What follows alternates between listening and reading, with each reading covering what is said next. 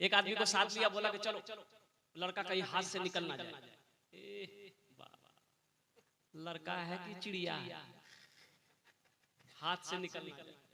अभी वही हो रहा है, वही हो रहा है। वह लड़का की करे जो, बोले बहुत हीरो छे लड़का है। हां, जींस पैंट पहने छे, टी शर्ट पहने छे, खड़ा भाग मुते छे, लड़का हीरो छे। खड़े होके पेशाब करने से अगर आदमी हीरो हो जाता तो जितना गधा लोग है वो सब हीरो होता। क्या बात है। अभी तो हमारा बच्चा नौजवान दिन सीखो, जीन्स पैंट पहना। अभी जीन्स पैंट निकली है, इतनी टाइट पैंट है, अगर वो झुक जाए तो इधर का नजर आता है, वो भी फटा हुआ है। वो मिस्त्री आया था मेरे घर में, प्लम्बर का मिस्त्री था, अल्लाह का बंदा, उसकी पैंट को कम से कम मैंने 10 मरतबा ठीक करवाया। हम बोले जो भाग घर, जो लुंगी पहन के आ, जो वो झुकता था ना तो पूरे प्लेटफार्म में बाहर आया। तौबा तौबा, शर्म करो भाई, इतनी टाइट। अजय ये पैंट इतनी टाइट है कि मेरा बच्चा अगर पहन ले तो वो सही से ऐसे ऐसे करके नहीं बैठ पाएगा, दोनों पैर गिरा के तकलीफ होती। टाइट पैंट है ना, वो कैसे बैठता है, कुकड़ू को बैठता है। अच्छा, पेशाब अगर लग जाए तो बहुत मुश्किल है, बहुत झमेला है।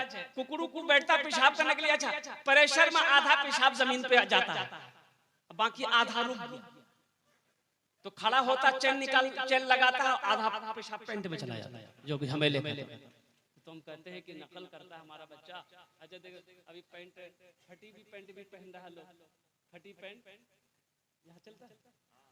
अच्छा, बड़ी महंगी पैंट है ये फटी हुई पैंट, बड़ी महंगी पैंट मिलती है। कुर्बान जाओ, ये दुनिया कितनी पागल हो चुकी है, लोग कहां से कहां चले गए। अफसोस का मकाम है भाई, फटा कपड़ा पहनना नहुसत है। फटे कपड़ा मत पहनो, घर के अंदर में गरीबी पैदा होती है। तुमने किससे कह दिया? अल्लाह के रसूल जनाबे मोहम्मदुर रसूलुल्लाह, सारे लोग बोलो सल्लल्लाहु अलैहि वसल्लम, फटा कपड़ा पहनने से मना फरमाया है। आपने फरमाया कपड़ा फट जाए उसे सी लो। अल्लाह के रसूल जनाबे मोहम्मदुर रसूलुल्लाह सल्लल्लाहु अलैहि वसल्लम ने खुद अपने दस्ते मुबारक से अपने कपड़े सिए। तो कपड़ा सीकर पहनना ये नबी की सुन्नत है, फटा हुआ कपड़ा पहनना नहीं चाहिए। आग लगे ऐसी फैशन में। हम तो कहते हैं हमारा बच्चा ये जो टीवी देख रहा है, ये जो मोबाइल देख रहा है, ये जो व्हाट्सएप देख रहा है, फेसबुक जो देख रहा है, ये इन नचनियों का नकल कर रहा है। जो कभी एक जमाना था ये नचनिया लोग ढीली ढाली पैंट पहनता था।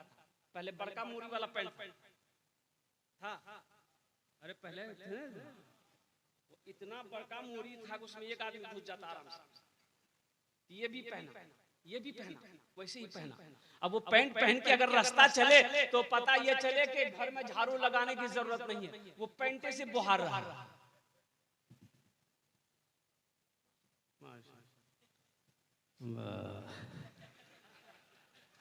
ये बच्चा हीरो है।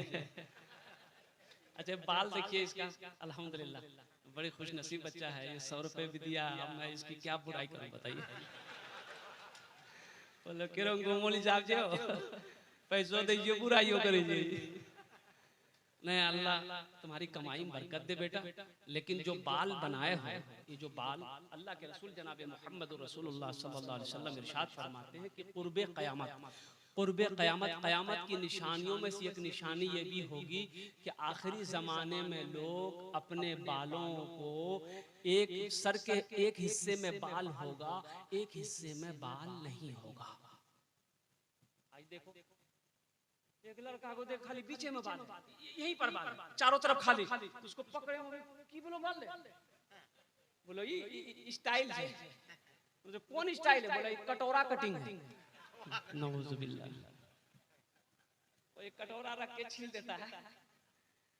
पूर्वे क़यामत की निशानी है मेरे बच्चों। एक बात याद रखना, अल्लाह के रसूल ने इरशाद फरमाया था 1450 साल पहले, इरशाद फरमाया 1450 साल पहले अल्लाह के नबी सल्लल्लाहु अलैहि वसल्लम ने इरशाद फरमाया था कि कुर्बे क़यामत की निशानी ये भी होगी कि लोगों के सरों पे एक हिस्से में बाल होगा, दूसरे हिस्से में बाल नहीं होगा। भाई बाल कटिंग करने का ये कि आपका बराबर हो, हर जगह हर तरफ से एक बराबर बाल कटिंग करें, एक तरफ से चाहे यहाँ तक आप रखें, ये गर्दन तक अगर आप रखते हैं तो ये सुन्नत तरीका है अल्हम्दुलिल्लाह। लेकिन अगर आप छोटा छोटा बाल भी रखते हैं तो एक बराबर बाल हो, यहाँ कुछ यहाँ हिस्सा खत्म, ये कुछ अच्छा, ये कटिंग मुर्गा कटिंग निकला, खाली बीच में बाल है कि नहीं? ये मुर्गा कटिंग है, कटोरा कटिंग है, कौन कौन कटिंग है। इसलिए मेरे नौजवानों तौबा करो, ऐसे बाल अगर कटवा लिए हो तो अल्लाह की बारगाह में तौबा कर लेना कि हमसे भूल हुई है, या अल्लाह हमें माफ कर दीजिए। इंशाअल्लाह अल्लाह हम वादा करते हैं कि आइंदा हम ऐसा बाल नहीं कटवाएंगे, सुन्नत के मुताबिक अपने बाल कटाएंगे और साथ ही साथ नबी की सुन्नत को अपने चेहरे पे सजाएंगे इंशाअल्लाह। कितने नौजवान यहाँ पर बैठे हो, मेरा बच्चा नौजवान बैठा हुआ है, मेरे बच्चों वादा करो कि इंशाअल्लाह आज तक हम दाढ़ी नहीं रखे, दाढ़ी छिलते रहे। देखो दाढ़ी भी बड़ी जिद्दी है, ये जब भी निकलती है मर्द के चेहरे पे निकलती है, औरत के चेहरे पे कभी दाढ़ी देखा आपने? बोलो देखा? हा? अच्छा देखोगे ट्रेन में हिजड़ा हिजड़ा किन्नर जानते हैं भाई, उसे हिजड़ा कहते हैं, किन्नर कहते हैं। वो जब किन्नर जो है ना, वो हिजड़ा जब गाड़ी में चलती है, कुर्बान जाओ चढ़ता है, तो मैंने 12 तजर्बा किया, अल्लाह अकबर कबीरा, कि मेरे पास नहीं आया। जो लोग दाढ़ी वाले हैं दिल बाबू, उनके पास नहीं आते। तो मैं बराबर सफर करता हूँ, मैं देखता हूँ भाई वो दाढ़ी वाले के पास जाते ही नहीं वो लोग। और भी जो नौजवान है जो भी भाई, उनको तो परेशान करके वो तो पैसा देना ही देना पड़ेगा, निकाल पैसा, तो मारती ताली ऐसा पूरे ट्रेनें गूंज जाती, दाढ़ी वाले के पास नहीं। तो मैंने एक बैंडिल स्टेशन पे तो मैंने एक से सवाल कर दिया कि बाबू ये बताओ कि आप लोग वसूली करते हो, सबसे पैसा लेते हो, लेकिन हम लोगों से आप लोग नहीं लेते। मुफ्ती सादुल नजीब साहब एक मरतबा हम लोग के साथ में थे, तो जबरदस्ती मुफ्ती सादुल नजीब साहब ने 10 रुपए उसको दिया कि रख लो। नहीं ले रहा था, नहीं ले रहा, नहीं नहीं नहीं नहीं नहीं नहीं लेना मौलाना साहब, नहीं लेना। उन्होंने 10 टका उसके बैग में रख दिया। तो पूछा कि भाई आखिर क्या वजह है कि आप लोग मौलवी साहब लोगों से, दाढ़ी वालों से पैसा नहीं मांगते, उनके पास नहीं आते हैं? तो उन्होंने एक जुमला कहा कि हमें शर्म आती है मर्द से पैसा मांगने। सोचो कितना बड़ा जुमला है। उन्होंने कहा कि मुझे शर्म आती है मर्द से पैसा मांगने में। ये दाढ़ी बड़ी जिद्दी है, ये जब भी निकलती है मर्द के चेहरे पे निकलती है, लेकिन ये बुधवा है, निकलती है दाढ़ी नाई के यहाँ पहुंच जाता। जल्दी निकाला हो खुजला बच गए बहुत ज्यादा, जल्दी निकाल। दाढ़ी कहती है अरे निकालो नहीं, तुम मर्द हो। बोला नहीं हम मर्द नहीं, हम वही है। वादा करो इंशाल्लाह दाढ़ी रखोगे मेरे बच्चे, हाथ उठाओ, वादा करो इंशाल्लाह, हाथ उठा के वादा करो कि इंशाल्लाह दाढ़ी रखेंगे। अल्हम्दुलिल्लाह। अल्लाह ये हमारे बच्चे नादान हैं अभी, अल्लाह भूल चूक में हमारे बच्चों ने गलती करी है, अल्लाह दाढ़ी छिलवाया है, अल्लाह इनके गुनाह को माफ कर दे, इनकी गलती को माफ कर दे। या अल्लाह इन बच्चों ने हाथों को उठाया है, या अल्लाह हाथ उठवाना मेरा काम था, या अल्लाह इसके दिलों को बदलना फेरना तेरा काम है। मेरे बच्चों को या अल्लाह नबी की इस अजीम सुन्नत को अपनाने के अपनी जिंदगी में शामिल करने की तौफीक व रफीक अता फरमा दे, आमीन बोले तो अल्हम्दुलिल्लाह। तेरे नौजवान सोचा कि बहुत अच्छा है, एक लौता बाप का बेटा है, मेरी भी एक लौती बेटी है, अगर शादी हो जाती तो बड़ा अच्छा था। बेटी की तस्वीर लिया और अपने साथ में एक आदमी को लिया, बोला चल तो देख। और शाम को उसके घर पे पहुंचा, जाकर देखा बाप बेटा है, सलाम दुआ हुई, तो बोला भाई आप लोग कहाँ से आया? बोला हम लोग तो फला जगह से आया है। क्या काम है? बोला मुझे पता चला कि आपके पास एक लौता बेटा है जो बाहर से पढ़कर आया है, संस्कृत पढ़कर आया है, मेरे पास भी एक लौती बेटी है, अगर दोनों की शादी हो जाए तो बहुत अच्छा रहेगा। बोला कि ठीक है, हम तो आपकी लड़की को देखेगा। बोला देखिए ना, निकाला तस्वीर, फोटो निकाला, बोला देख ली। तो लड़के का बाप देखा तो बोला कि नहीं लड़की तो ठीक है, हमको पसंद है, मेरे बेटे को दिखा दी। निकाह तो उसे करनी। तो बेटा देखा तो बेटे को पसंद आ गया। तो बाप ने कहा कि बेटा ठीक रे? बोला हाँ ब्यूटीफुल छे। बोले बात पक्की। तो लड़की वाला बड़ा खुश हुआ कि बाप ने भी पसंद कर लिया, बेटे ने भी पसंद कर ली। तो चलो इसी बहाने कुछ पूछ ले, लेन देन क्या करेगा नहीं लेगा, क्या लेगा नहीं लेगा। तो उसके बाप से पूछा कि की लो, बोला हम मैंने बेटा से पूछा। तो बेटे को सामने बैठाया वो लड़का को, और लड़की वाला पूछा कि बेटा क्या लेगा, बोल टाइटन की घड़ी लेगा कि सोनाटा घड़ी लेगा, क्या लेगा बोल। तो लड़का संस्कृत में बोला ना, बोला की बोले हो, ना बोले जी हाँ बोले। तो उसके साथ में जो था वो बोला कि संस्कृत में बोला, फिर पूछ, बोला बेटा क्या लेगा, फ्रिज लेगा, फ्रिज।